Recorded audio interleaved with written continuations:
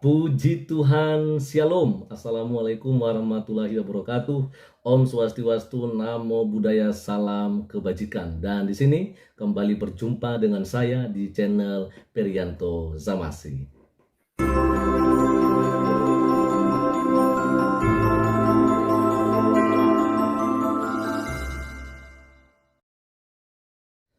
Nah, teman-teman, Bapak Ibu yang dikasihi oleh Tuhan kita Yesus Kristus, pada kesempatan siang hari ini, saya akan bagikan kepada kita semua bagaimana video lengkap ketika adanya pelarangan ibadah umat Kristen yang terjadi di Sumatera Utara, tepatnya di kota Binjai. Dan tidak lagi berlama-lama, langsung saja saya akan bagikan kepada kita seperti apa yang ada di video ini. Saya tetap istiqomah bersama Abang Teknologi bagaimana membantu masyarakat mempercayakan kami untuk tidak masuk ke dalam mediasi tadi, betul? Karena tinggal dibuat putusan aja, putusan bahwasannya gedung ini tidak digunakan lagi untuk kegiatan ibadah. Jadi inilah permohonan kami kepada bapak-bapak musbida. Nah, itulah itu. Ya, jadi Pak Sekam, Tunggu Pacamat, Pak Kapolres, Polsek, saya pikir kalaupun pimpinan nggak hadir, kami pikir kalau udah ada sebuah putusan dari camat untuk tidak memberikan izin ataupun melarang keras karena peristiwa yang besar ini yang mencoreng kota Binjai. Oke, nah jelas teman-temannya, tadi kita sudah melihat bagaimana ketika ada warga setempat di kota Binjai ya, melakukan orasi dengan menyampaikan bahwa mereka tidak lagi memberikan izin ya, atau mereka melarang adanya ibadah umat Kristen di salah satu kafe yang ada di sana. Jelas ya, tempat ini adalah memang tempat kafe tentunya, tapi lihat bahwa di situ juga diadakan yang namanya ibadah orang Kristen. Dan itu memang bukan di gedung resmi sebagai gereja, tetapi yang namanya ibadah, sekali lagi yang namanya ibadah mau dilakukan dimanapun itu bebas ya. Yang penting tidak mengganggu orang yang ada di sekitar kita. Nah, masalahnya sekarang banyak para kadrun-kadrun yang tidak senang kalau misalnya ada ibadah umat agama yang berbeda iman atau yang tidak seagama dengan mereka. Dan inilah yang terjadi di kota Binjai, Sumatera Utara baru-baru ini, teman-temannya. Akhirnya ya Pak Pendeta Yeri Patin Nasrani menyampaikan komentar yang luar biasa. Dan juga kita akan melihat nanti bagaimana komentar-komentar netizen yang lain, teman-temannya. Ini dia, kita akan melihat. Ketika ibadah dilakukan seperti sedang melakukan maksiat, harus diam-diam dan akan digrebek karena sudah jadi aib kota Binjai. Ini ya disampaikan ke di tag teman-temannya seputar Binjai. Lalu kemudian sepertinya bapak-bapak, ibu-ibu dan setempat tidak mengikuti perkembangan SEA Games 2023 ya, di mana kita semua adalah Indonesia tanpa memandang perbedaan apapun. Yang berbeda itu kawan, bukan ancaman atau musuh yang harus disingkirkan. Teman-teman yang menjalankan ibadah di sana juga mau terus berbaur, bersilaturahmi, damailah Indonesiaku. Dan mari kita melihat dulu bagaimana euforia ya ketika pendukung timnas Indonesia ya yang sedang berlangsung di SEA Games 2023. Dan berikut videonya, teman-teman.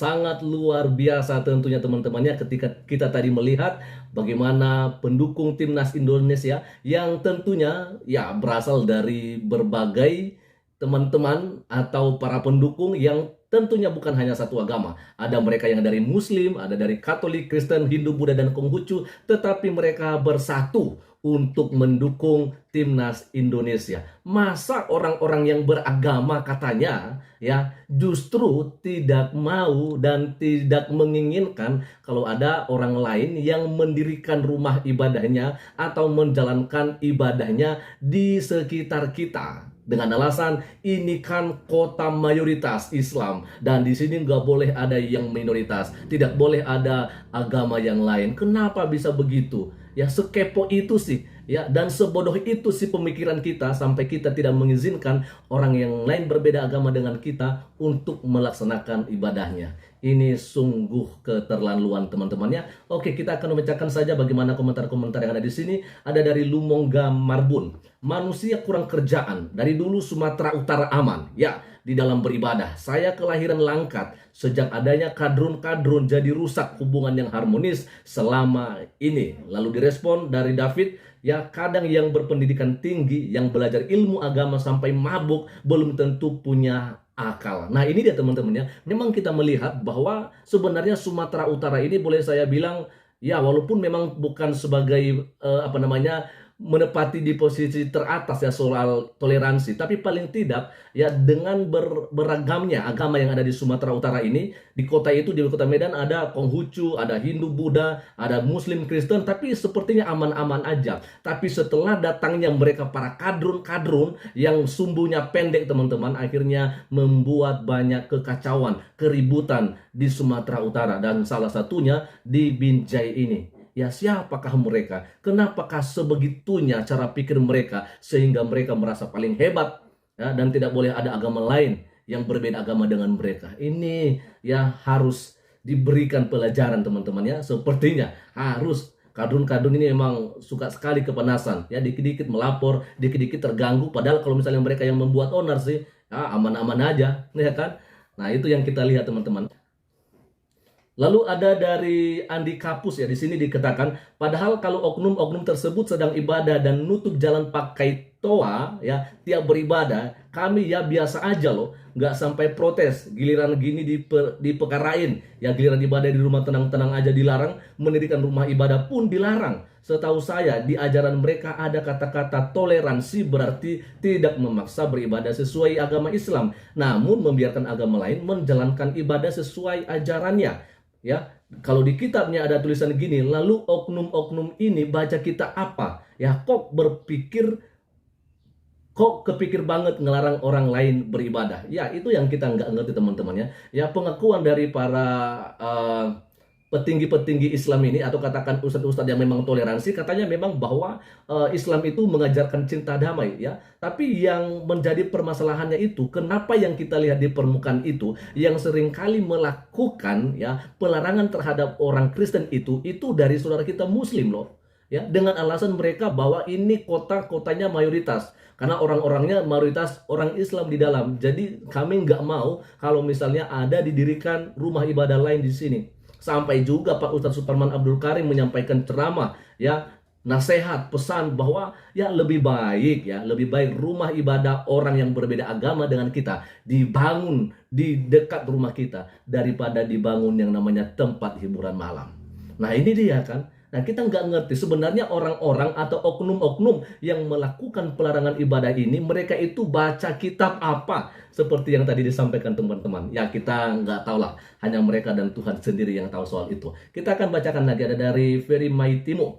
Kaum ini harus berpiknik ke Ambon ya, Papua, Kupang, Manado, bahkan termasuk Nias ya.